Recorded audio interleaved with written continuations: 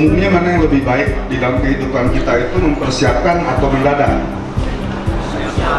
Persiapan. Biasanya persiapan itu yang paling penting apa? Persiapan ada dua hal yang penting. Bisa kasih contoh? Yang pasti mesti disiapin. Yang paling simpel ya, yaitu menantikan kelahiran bayi. Nah, kalau kita misalnya waktu habis married, kemudian mulai mengandung, udah mulai gede kandungannya, mulai kita siapin tuh kamarnya, ranjangnya, betul ya Pak, Ibu? Nggak mungkin kan nanti pas udah lahir baru kita terburu-buru semuanya. Dan kemudian yang kedua, pernikahan. Pernikahan itu tempat resepsi sekarang susah ya, mesti cari jauh-jauh hari, mungkin 1 tahun lebih kita mesti cari tempat resepsi, kemudian juga kita mesti siapin konsumsi, baju pengantin, kuenya, undangan, dan lain-lain. Kecuali MBA tahu? Nah, ya married by accident, jadi buru-buru. Ya, tapi kan pada umumnya semuanya harus dipersiapin. Nah, ada satu hal ini yang sebenarnya yang terakhir yang kita suka nggak mau pikirin, ya, yaitu masalah gimana kita kembali kepada Sang Pencipta. Sedangkan masalah ini adalah sesuatu yang pasti. Nggak ada orang yang di sini bilang saya takut, saya nggak mau pikirin dulu, atau misalnya saya bilang nanti dulu deh dan lain-lain. Itu tetap aja nyampainya ke sini juga. Nah, setelah saya 14 tahun saya hidup di dunia semetri, saya menyadari bahwa hidup ini kita nggak tahu besok. Banyak customer saya yang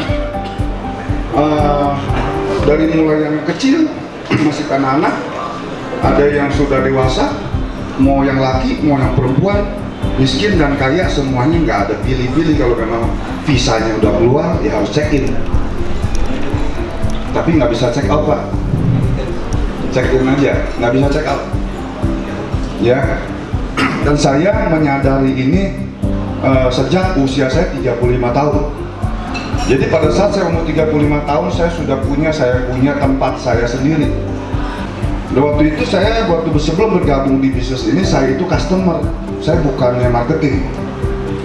Ya, saya beli, kemudian saya menyadari bahwa saya mau bergabung di sini supaya teman-teman dan saudara-saudara sekalian bisa merencanakan dengan baik. Contoh, makam daripada ibu saya di Gunung Gadung, kakek saya di Gunung Gadung juga, tapi nggak sebelahan. Akibatnya saya mau pergi ke tempat kakek saya nggak tahu ada di mana. Nah, inilah karena kenapa nggak direncanain.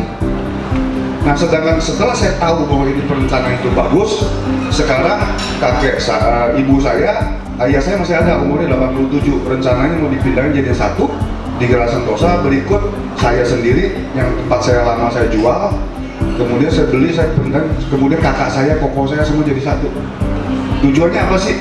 Supaya generasi-generasi berikut di bawah kita tetap ziarah ke orang tua kita yang engkong kita dan mungkin buyut-buyut gitu. Itu tujuannya supaya begitu. Kalau kita nggak planning, nggak bisa begitu. Kenapa? Pada saat kita cuma beli satu orang tua kita nggak beli, otomatis sebelah-sebelahnya dibeli sama orang lain, kita udah nggak bisa sebelahan. Nah, itulah yang kita mesti rencanakan, kita mesti planning. Keluarga, punya anak. Pada saat masih bayi, ibu terutama, mungkin bapak mungkin sebagian juga membantu, tengah malam bangun, gantiin popok, bener-bener nangis. Ya, setelah udah gedean dikit, kita udah mulai anterin sekolah. Bagi bapak-bapak mulai cari duit, uang pangkal sekarang bikin pusing. Ya, nah kemudian setelah kita didik sampai gede, sampai lulus kuliah, begitu banyak pengorbanan itu kita sebagai orang tua. Demi apa? Karena kita sayang sama anak kita. Betul?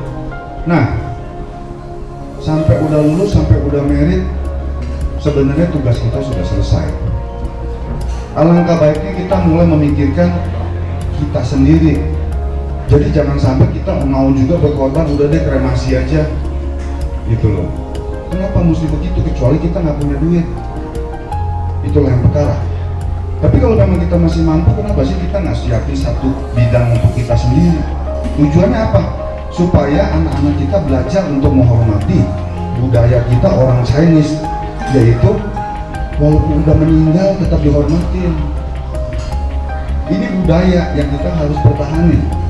Kremasi itu sangat jelek sekali secara psikologis. Dianggapnya apa? Waktu hidup sayang, habis sudah meninggal dibuang.